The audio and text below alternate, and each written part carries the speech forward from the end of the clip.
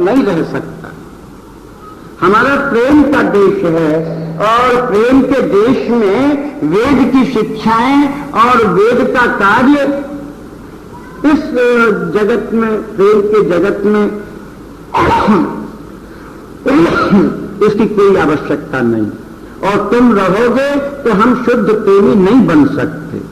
इसका बड़ा मार्मिक उदाहरण मिलता है।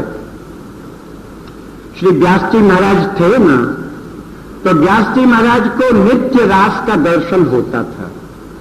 ये जो अपना रास मंडल है, इस रास मंडल पर श्री व्यास जी रात्रि को बैठते थे और भावना करते थे और उसमें उनको नित्य विहार का दर्शन होता था, रास का दर्शन होता था। और श्री व्यास जी महाराज ही एक ऐसे रसिक हुए जिन्होंने अपनी वाणी से ये बात कही कि मैंने अपने नेत्रों से नित्य विहार का दर्शन किया है और नित्य विहार का दर्शन मैं रोज करता हूं। अब मैं वृंदावन धन पायो, अब मैं वृंदावन धन पायो, अब तो व्यास विहार विलोकत शुक नारद मुनि गायो। मैंने अपनी आंखों से नित्य विहार को, उस नित्य विहार को देखा जिसको सुखदेव जी और नारद जी केवल गाते जिन्होंने छोड़ दिया, उस विहार को मैंने अपनी आंखों से देखा। अपनी आंखों से उन्होंने, व्यास जी ने दो बात कही। एक तो अपने लिए रसिक शब्द का प्रयोग किया, ऐसे कोई अन्य रसिक ने सहज भाव से अपने लिए अपने मुख से रसिक नहीं कहा, लेकिन व्यास जी ने अपने मुख से रसिक शब्द कहा। और दूसरा, अपने मुख से ये घोषणा की कि मैंने नित्य विहार को, प्रिया प्रीतम की लीला को मैं नित्य दर्शन करता हूं। तो रात्रि में बैठकर नित्य विहार की भावना करते थे। उसमें संयोग एक ऐसा पड़ा कि रास मंडल था, श्री प्रिया प्रीतम उसमें नृत्य कर रहे थे। श्री प्रिया के नृत्य करते समय पता नहीं कैसे उनके चरण का नूपुर टूट गया। जब श्री जी के चरण का नूपुर टूटा, व्यास जी उसका बैठे बैठे दर्शन कर ही रहे थे, नजर पड़ी करे स्वामिनी का नूपुर टूट गया है। और कहीं इनको तो पता है नहीं, क्योंकि ये तो रास में उन्मत्त हैं।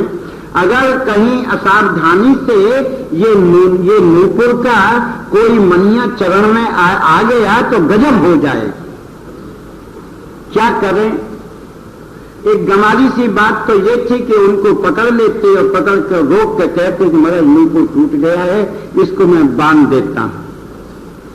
लेकिन ऐसा नहीं कर सकते थे, इसमें नागरिकता खत्म हो जाती है। हमारी जो उपासना है ये ग्रामीण उपासना नहीं है, नागरी उपासना है, नागरी उपासना। व्यास जी ने कहा क्या करूं, कैसे करूं, ये तो प्रिया तो नृत्य कर रही हैं, कैसे बांधूं, यहां मेरे पास कुछ बांधने को भी नहीं है। तो एकदम सहसा नजर पड़ी, शरीर पर जनेऊ धारण था। खुश हो गए, काम बन गया। और उन्होंने अपना उस जनेऊ का उठाया, हाथ से पकड़ा, उसमें से एक डोरा तोड़ा और डोरा तोड़कर जिस गति में, जिस लय में श्री प्रिया नृत्य कर रही थी, उसी गति, उसी लय में नृत्य करते हुए पहुंचे। एक ऐसी भावना उत्पन्न की जिसमें कि श्री प्रिया को एक क्षण के लिए खड़ा होना पड़ा और उन्होंने जाकर अपने जनेऊ से उस नूपुर को बांध दिया। अब अगर हम इसको पुण्य पाप की दृष्टि से देखें, व्यास जी के इस कृत्य को किस रूप में देखेंगे? अगर रसिक दृष्टि से देखें तो बहुत उचित किया, और अगर जाति और ये सब शास्त्र की परंपरा से देखें तो व्यास जी ने बड़ा गहरा अपराध किया, क्योंकि किसी ब्राह्मण के द्वारा अपने हाथ से जनेऊ को तोड़ना ये महान अपराध, और अपने अंग में धारण यज्ञोपवीत को, अपना जो प्रसादी है उसको प्रिया जी के चरणों में बांधना, ये और भी अपराध। लेकिन नूपुर बंध गया। सुबह अपना श्री प्रिया जो है वो नृत्य करने लगी। सुबह जब भावना से व्यास जी उठे और व्यास भावना से उठकर जब श्री यमुना जी का स्नान करने गए तो उनको वो खंडित यज्ञोपवीत दिखा। अरे वो जनेऊ कैसे टूट गया। सारी रात की घटना का स्मरण हुआ कि रास देख रहे थे, प्रिया जी नृत्य कर रही थी, उनका चरण का नूपुर टूट गया। मैंने उसको जनेऊ को तोड़कर उसके डोरे से उसमें गांठ लगा दी। इसका जब उनको अनुभव हुआ तो मन में विचार आया कि जो ये जो मेरा जनेऊ है इसका तो उद्धार हो गया, मेरे रसिक के शरीर पर आकर और ये श्री जी के चरण तक पहुंच गया। अब इससे ज्यादा इसकी सदगति और क्या हो सकती है, इसलिए अब इसको अपने शरीर में धारण करना उचित नहीं। उन्होंने जनेऊ उतारा और यमुना जी में बहा दिया। ब्राह्मण कर सकता है ये काम? नहीं कर सकता, केवल रसिक कर सकता है। वहां से जब लौटकर आए और लौटकर आने पर उन्होंने लोगों ने पूछा, व्यास जी तुम्हारा जनेऊ कहां गया? बोले यमुना जी में बहा दिया। क्यों? बोले कि इसलिए बहा दिया कि वो रात्रि को मैंने उसको तोड़कर श्री जी के चरणों में नींबू में बांध दिया था, इसकी सदगति हो गई, अब इसको पहनने से क्या लाभ? बोले तुम ब्राह्मण हो? बोले कि ब्राह्मण था जरूर लेकिन हूं नहीं। क्यों? बोले कि अब तो मैं वृंदावन वासी, यहां पर ये बाह्य आडंबरों की जाति का कुल का कोई भेद नहीं होता। यहां तो हमारी एक जाति है, वो जाति है रसिक। यहां पर हमारी एक जाति है, वो जाति है अनन्य। यहां पर हमारी एक जाति है, वो है धर्मी। इसके अतिरिक्त और हमारा इससे कोई, हम कोई जाति मानते भी नहीं। ये भेद मिट जाता है।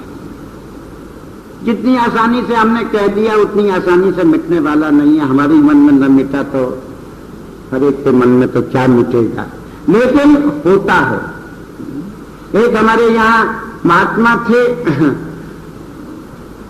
स्वामी जी महाराज की परंपरा में, उनका नाम था भगवत रसिक जी। बड़े उच्च कोटि के, बड़े समर्थ कोटि के रसिक संत। उनके चरित्र में मिलता है कि भिक्षा लेने के लिए जाते थे ब्रजवासियों के घर में, रोटी को मांगना पाना, ये उनका काम।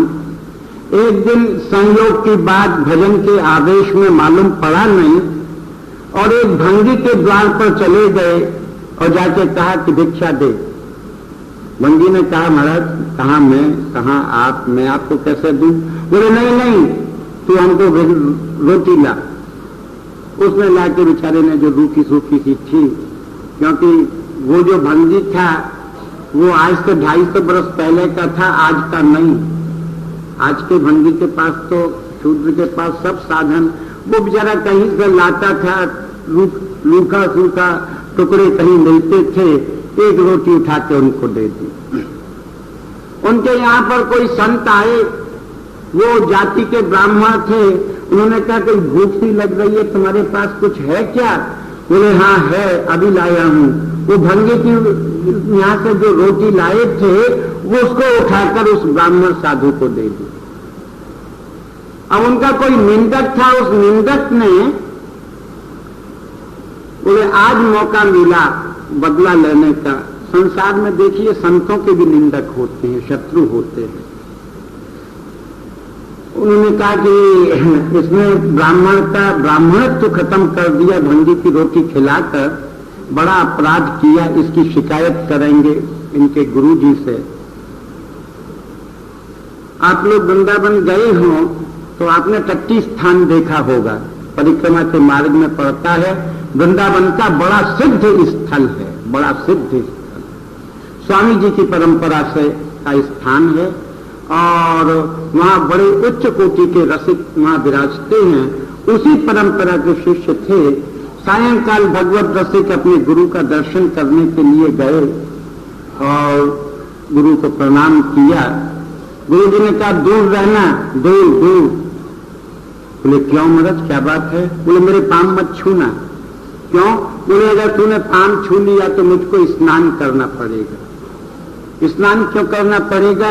बोले आज तू भंगी के यहां से रोटी लाया है और तूने अपना जीवन तो भ्रष्ट किया ही किया, एक बेचारे ब्राह्मण का जीवन और पतित तूने कर दिया। भंगी के यहां से रोटी लाया था। बोले भंगी, वृंदावन में भंगी बसते हैं क्या? वृंदावन में भी भंगी रहते हैं? बोले कि हाँ सभी रहते हैं, भंगी भी रहते हैं, अन्य लोग भी रहते हैं, ब्राह्मण भी रहते हैं। बोले महाराज मैं तो ये जानता हूं कि वृंदावन में सिर्फ प्रिया प्रीतम का भजन करने वाले प्रेमी रहते हैं। अब वो चाहे भंगी हो चाहे ब्राह्मण हो, सभी प्रिया प्रीतम के अंतरंग परिकर है, वृंदावन वासी हैं। मैं तो उस भाव से लाया। इसका मतलब क्या है कि दृष्टि में अभेद हो गई है, उसमें कोई भेद नहीं रहा। ऊंचे का नीचे का, भंगी का चमार का, शुभ का अशुभ का एक रस हो गया। श्री मीरा जी वृंदावन में आई और श्री जीव गोस्वामी का दर्शन करने के लिए जब मीरा जी गई तो उन्होंने समाचार कहलवाया कि जीव गोस्वामी से कहो कि मीरा दर्शन करने आई। मीरा जो है ये दर्शन करने के लिए आई है। अच्छा, श्री जीव गोस्वामी ने कहलवा दिया कि मीरा से कह दो कि मैं परी स्त्रियों से भेंट नहीं करता। अच्छा, मीरा जी जैसे शब्द परम भक्त प्रेमन के लिए असावधानी वश जीव गोस्वामी के मुख से ये शब्द निकल गया कि मैं पर स्त्री का दर्शन नहीं करता। मीरा जी को तो ऐसा लगा कि बड़ा भारी अज्ञान की बात, बड़ी भारी एक अपमान की बात कर दी। तो उन्होंने कहा, क्या कहा उन्होंने कि मैं पर स्त्री का दर्शन नहीं करता? बोले हाँ, श्री जीव गोस्वामी ने ये आज्ञा की है, मैं स्त्रियों से नहीं मिलता। मीरा जी ने बड़ा मार्मिक उत्तर दिया। बोले मैं समझती थी कि वृंदावन में सिर्फ एक ही पुरुष है, वो है कृष्ण। कृष्ण के अतिरिक्त भी अगर श्री वृंदावन धाम में कोई अन्य पुरुष रहता है तो मैं भी किसी पर पुरुष से दर्शन नहीं करता। भावना की बात है। श्री जीव गोस्वामी बाहर निकलकर आए, मीरा के चरणों में पड़ गए कि आपका जैसा भाव, आपका जैसा प्रेम, आपकी जैसी दृष्टि की एकाग्रता, इसका को देखकर मेरा जीवन धन्य हो गया। तो उसी बात को लेकर श्री भगवत रसिक बोले वृंदावन में भंगी रहता है, ये तो मैं कल्पना भी नहीं कर सकता। बोले ये तू मनमुखी बात मत कर, जो हम कहते हैं या तो प्रायश्चित कर और नहीं तो हमारा ये जो आश्रम है, हम तुझको इस आश्रम से निष्कासन करते हैं, तू हमारे आश्रम में अब पाम मत देना। आज का कोई व्यक्ति होता कह देता कि महाराज वृंदावन में बहुत जगह पड़ी है रहने के लिए, नहीं आएंगे आश्रम में, तुम्हारे स्थान नहीं आएंगे, कोई बात नहीं है। लेकिन कहा नहीं। तो बोले महाराज जैसे आपकी इच्छा, मैं बाहर आके दर्शन कर जाया करूंगा आपका द्वार पर से। बोले नहीं, मेरा आदेश है वृंदावन छोड़ जा। अच्छी बात है, वृंदावन छोड़ देंगे, आपकी आज्ञा गुरु की। जब ऐसा उनको दंड मिला तो जो उनका शत्रु परिकर था वो आया, उसने छेड़खानी की। कहो भगवत रसिक, अब तो गुरुजी ने निकाल दिया। भगवत रसिक बोले कौन गुरु कौन चेला? यह जो स्वरूप है जानते हो मेरा स्वरूप क्या है? बोले चेला काहू के नहीं, गुरु काहू के नाई, और सखी लड़ैती लाल की रहे महल के माई। हम तो भैया लड़ैती लाल की सखी हैं और नित्य महल में रहकर प्रिया प्रीतम की सेवा करते हैं, और ये सब गुरु और चेला ये सब बात सब खत्म हो गई। ये क्या है? ये वृंदावन की शुद्ध रसिकता का स्वरूप है। तो ये जो ब्राह्मण लोग जो हैं वो हमको पाप में पुण्य में ये करना चाहिए, ये करना चाहिए, इसी में उलझा कर जीव का सारा समय नष्ट कर देते हैं। इसलिए शिव जी बोले कि वेद विद्या पढ़त कर्म धर्म निकरत जलपतन कल्प की अवधि आनी। बोले चारु गति छाणी संसार भटकत भ्रमत आसती पास नहीं तोड़ जानी। बोले ऐसी ये जो श्री प्रिया प्रीतम की जो रसरीति है, ऐसा इनका जो प्रेम है, बोले इसको छोड़कर जो इधर उधर भटक रहे हैं वैसे ही, और आशा का पाश में बंधे हुए हैं कि अब मिले ये मिले ये मिले, इसको तोड़ नहीं पाते हैं। बोले कि सकल स्वार्थ करत रहत जन्मत मरत दुख और सुख के होत मानी। जिनका जो जीवन है ये सारे का सारा जीवन संसार के स्वार्थ करने में लिप्त हो रहा है, स्वार्थ के कारण आवागमन के चक्र में पड़े हुए हैं और वो कुछ समझ नहीं पाते। ऐसे लोगों के लिए मैं एक बात कहता हूं कि भैया छाड़ जंजार कैसे न निश्चय करत एक तिन रमत हरिवंश बानी। इस संसार के जंजाल को छोड़कर एक हरिवंश वाणी में क्यों नहीं तुम रमते? उसका कारण क्या है? बोले हमारे हरिवंश महाप्रभु जी ने सबसे बड़ी जो बाधा मानी है वो प्रपंच को माना। जब व्यास जी महाराज को उपदेश किया तो व्यास जी महाराज से भी उन्होंने एक ही बात कही कि जय श्री हित हरिवंश प्रपंच वंच सब काल व्याल को खायो, यह जिय जान श्याम श्यामा पद कमल सिंह सिरनायो। बोले कि व्यास कितना बजे? 12 बज गए। अच्छा, बोले कि व्यास हम जब आए और जो कुछ हमने अनुभव किया वो एक बात अनुभव की कि जय श्री हित हरिवंश प्रपंच वंच सब। बोले कि अगर मैंने अपने जीवन में वृंदावन में आकर एक ही काम किया कि सारे प्रपंच को छोड़ा।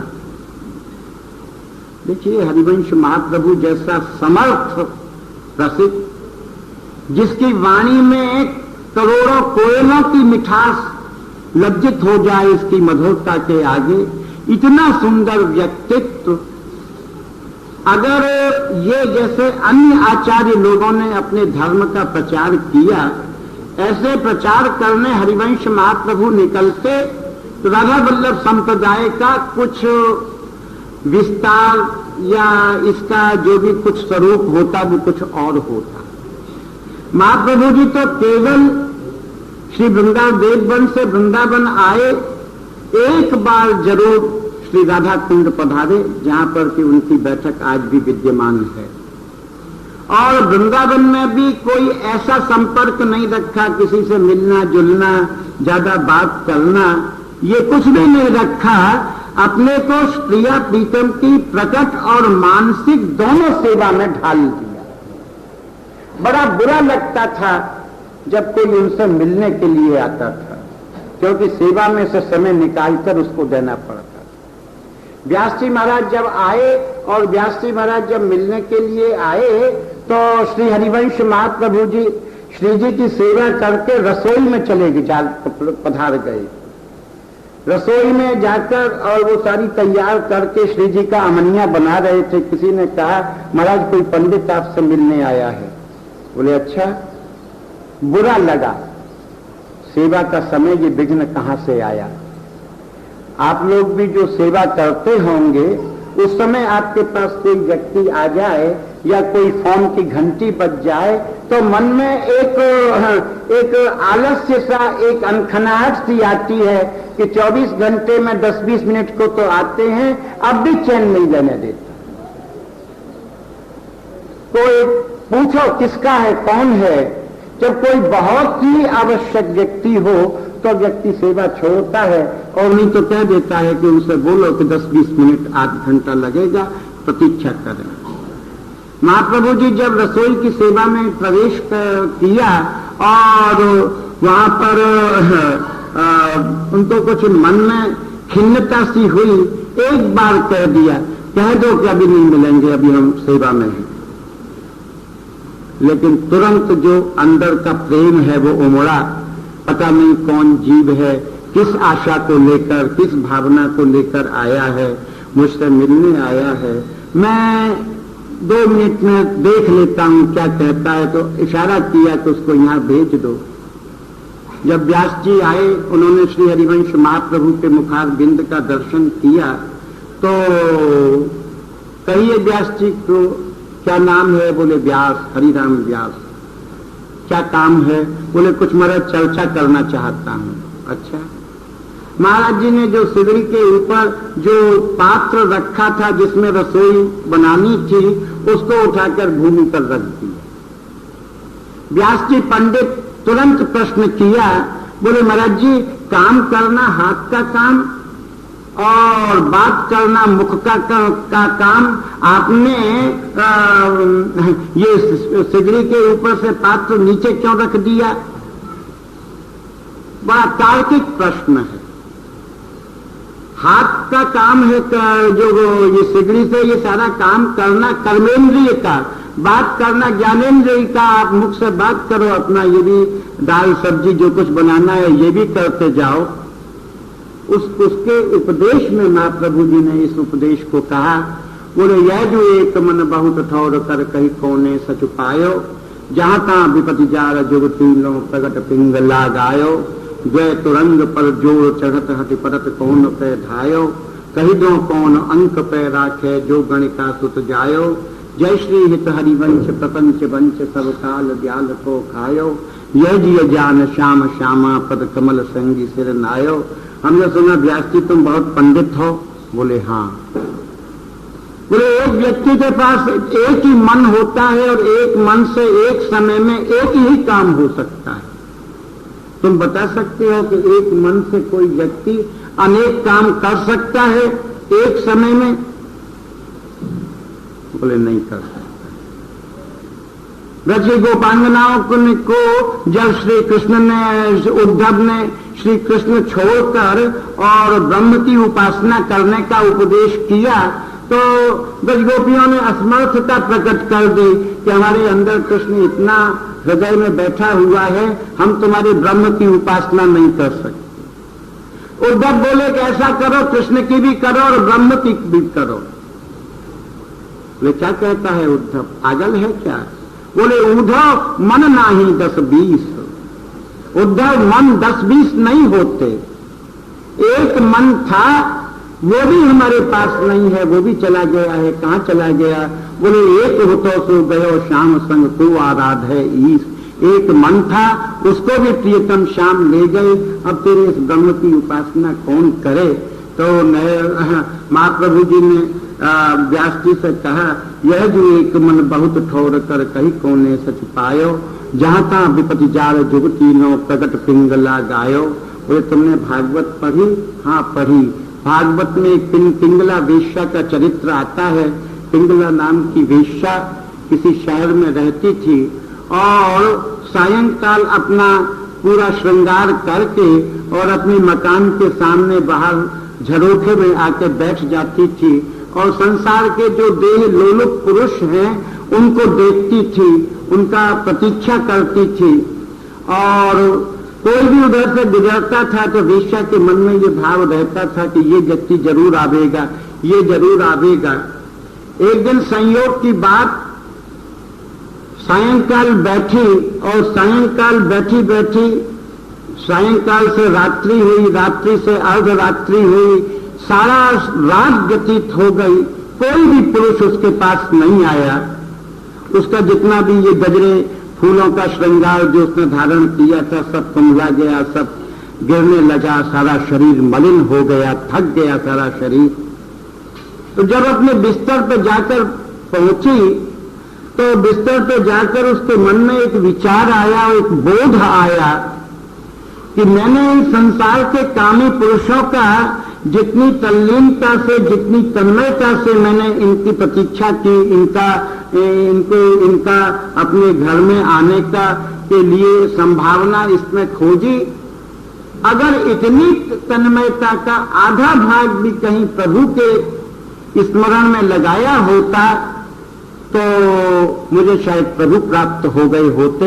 ये जो मेरा जीवन है ये धिक्कार है, इससे तो मर जाना अच्छा, आज से ये गर्वित कर्म मेरा बंद। श्रीमद् भागवत में आता है कि उसको प्रभु की प्राप्ति हुई वेश्या को। तो महाप्रभु जी ने वो उदाहरण दिया कि वो व्यास जब तक उस पिंगला ने अनेक अनेक पुरुषों में अपने चित्त की आसक्ति रखी, तब तक उसको क्लेश ही मिला।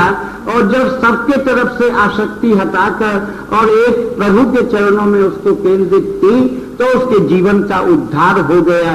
ये बात मानते हो? बोले हाँ मानता हूं। महाप्रभु जी जैसा तर्क कोई दूसरा आदमी नहीं दे सका। अकाट्य है, दुनिया का कोई भी वज्र भी महाप्रभु के दिए हुए उदाहरण को काट नहीं सकता। अपने इसी बात के प्रमाण में 2 उदाहरण और दिए। बोले कि कही दो कौन अंक पे राखे जो गणिका सुत जायो। बोले व्यास तुम जानते हो कि किसी वेश्या की कोई संतान हो तो वेश्या की संतान की माता तो होती है, लेकिन उसके पिता की पहचान नहीं हो पाती। कभी कोई अपने किसी मिलने आने वाले प्रेमी की गोद में वेश्या अपने बालक को रख के ये कह दे ये तेरे पिता हैं, इनसे मिल, पुरुष नाराज हो जाएगा। क्या बकती है, ये मेरा लड़का है, मेरी संतान। बोले तुम मेरे पास आते हो ना। बोले आना अलग बात है, मैं कोई अकेला थोड़ा ही आता, तेरे पास 50 लोग आते हैं, आने से क्या मतलब है, ये मेरा नहीं।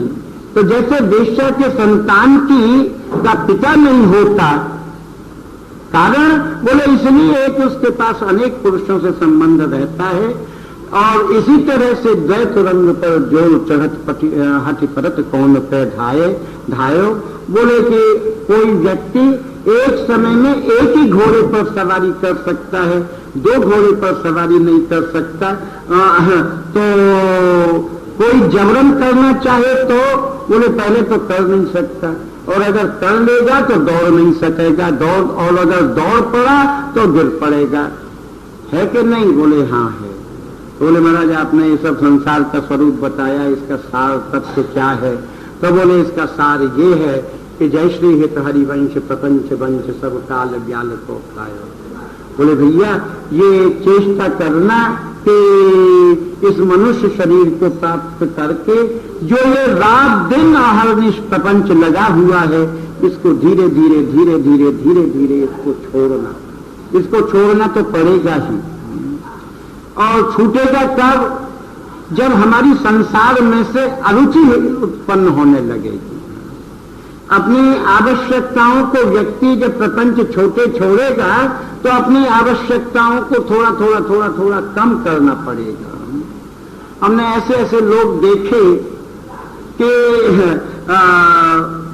उनकी आवश्यकताओं का इतना विस्तार हो जाता है। हमारे एक संबंधी हैं, उन्होंने अपनी एक उनकी आवश्यकता है, जब भोजन करने बैठते हैं तो उनको 4 सब्जी चाहिए, अगर 3 हो गई तो भोजन नहीं होगा। हम भी बैठे थे तो 3 कटोरी रखी थी, तो बोले और है कटोरी की सब्जी? बोले नहीं है। अच्छा। पत्नी से बोले नहीं, थाली उठाकर बाहर फेंक दे।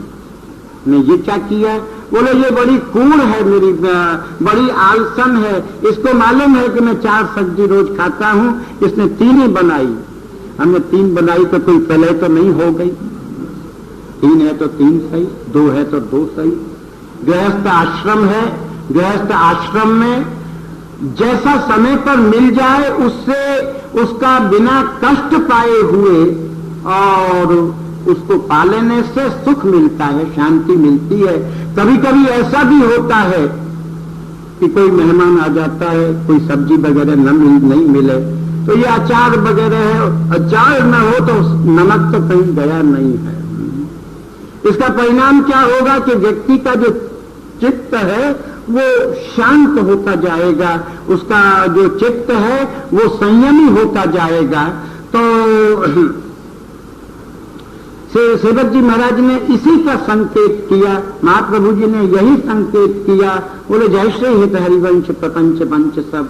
बोले ये जो संसार ये प्रपंच का स्वरूप है, बोले इससे अपने को जंजाल से नीचे हटाओ। बोले ये कब होगा? बोले विवेक से होगा, विवेक से। संसार हमारे इसकी ममता तभी उत्पन्न नष्ट हो सकती है जबकि हमारा विवेक जग जाए।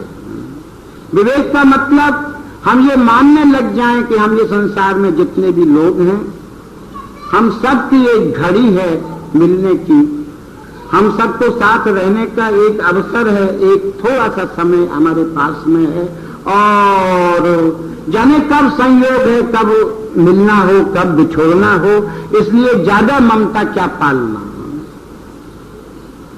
और ऐसा कोई नहीं हो सकता कि हमारा जो सारा परिवार है, हम ये सोचें कि ये सारा परिवार एक संग जिए और एक संग मरे, ऐसा नहीं।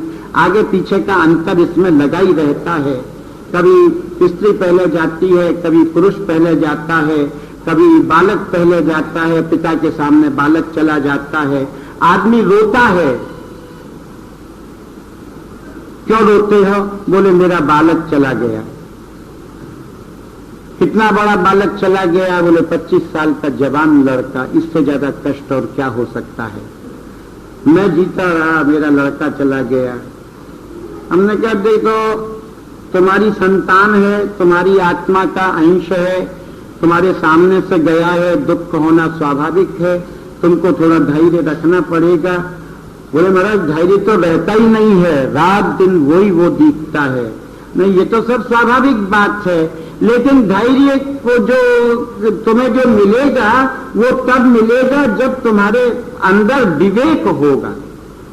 तुमको ये बात समझनी पड़ेगी कि श्री जी ने, प्रभु ने जीव का संयोग निर्धारित कर रखा है। कोई यहाँ 10 वर्ष के लिए आता है, कोई 20 वर्ष के लिए आता है, कोई 50 वर्ष भोगने के लिए आता है, कोई 100 वर्ष भोगने के लिए आता है। भोगने के लिए आए हैं, तुम्हारा इनका संग 25 वर्ष का था, उसका आनंद ले लिया। अब अपने विवेक से प्रभु की लीला को, उनकी मर्जी को समझकर सांत्वना दोगे तो निश्चित रूप से तुम्हारे हृदय में शांति भी मिलेगी, तुमको धैर्य भी मिलेगा, तुमको हिम्मत भी मिलेगी दुख को सहन करने के लिए। और ये बात मानकर चलो कि काल रूपी अजगर हमारे माथे पर 24 घंटे मंडरा रहा है। जीव की जो स्थिति है उसका महाप्रभु जी ने उदाहरण दिया कि जय श्री हितारी वंश प्रपंच बंच सब काल व्याल तो खायो।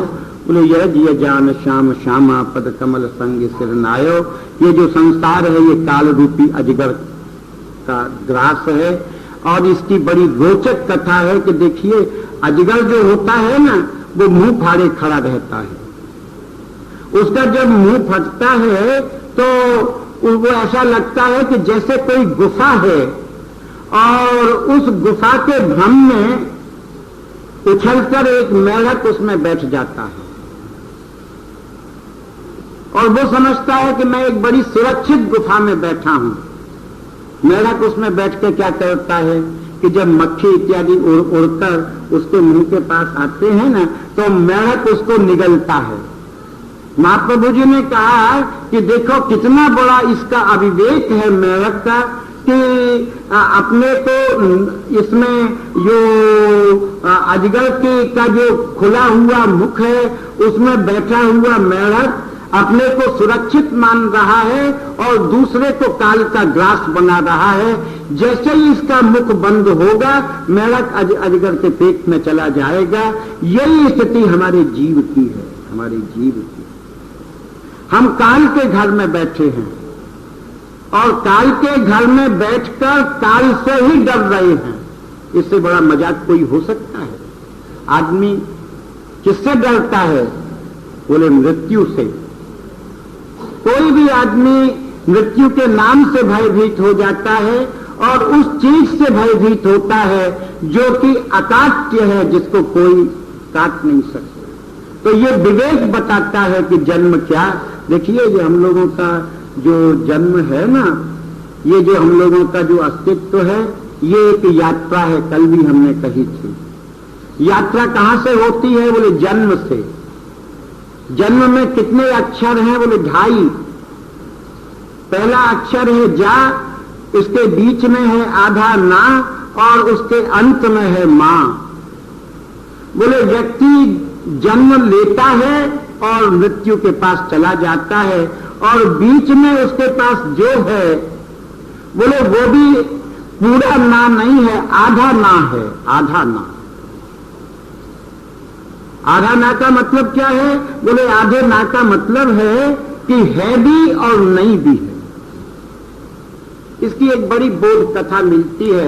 आप लोगों ने महाराजा जनक का नाम सुना होगा। जनक जी विदेह थे, विदेह।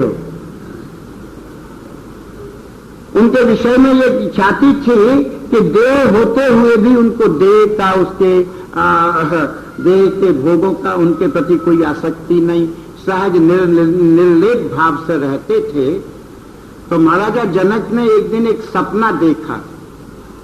सपने में क्या देखा कि कोई पड़ोसी राजा है, दुश्मन, उसने आक्रमण किया है अपने राज्य पर और जनक जी को राज्य से हरा दिया लड़ाई में, उनको देश से बाहर निकाल दिया, उनकी पत्नी को बाहर निकाल दिया, सारी संपत्ति छीन ली, दर दर का भिखारी बनाकर उनको छोड़ दिया।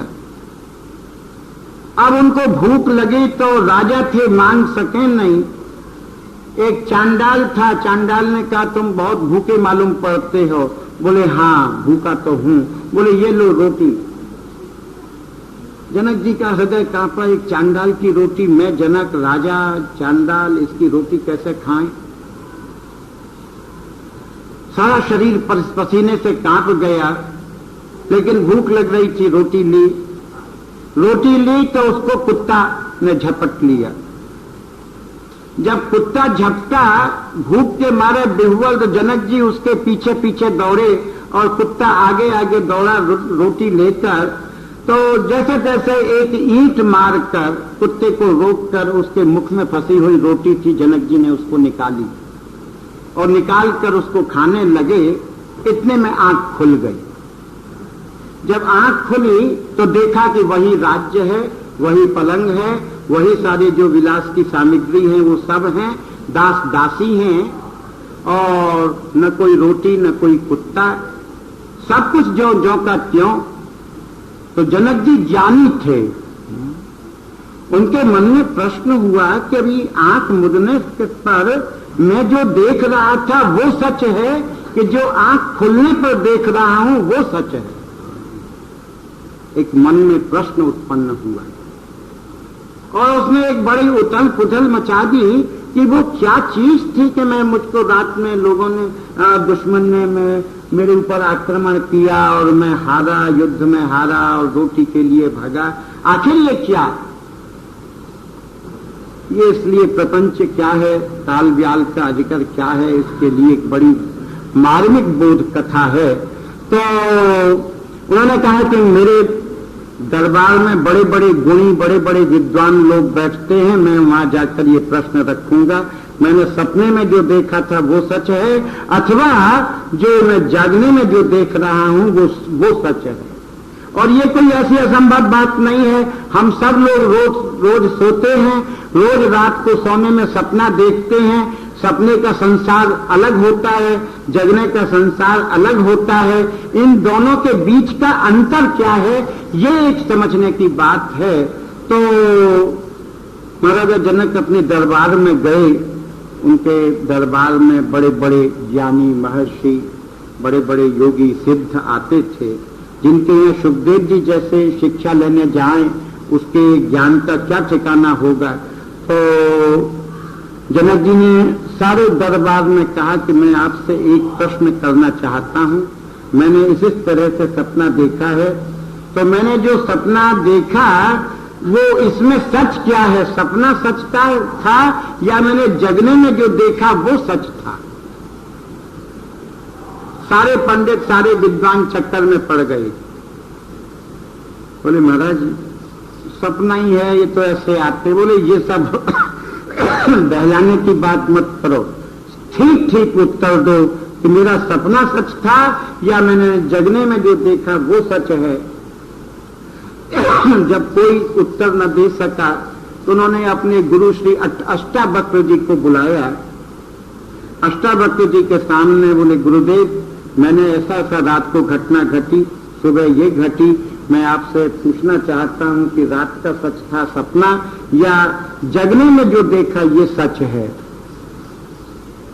अष्टावक्र हंसे बोले राजा तुम तो बहुत ज्ञानी हो, तुम्हारे द्वारा ये प्रश्न निकलता है। बोले मैं महाराज मेरी बुद्धि समझ नहीं पा रही है कि वास्तव में क्या सच है।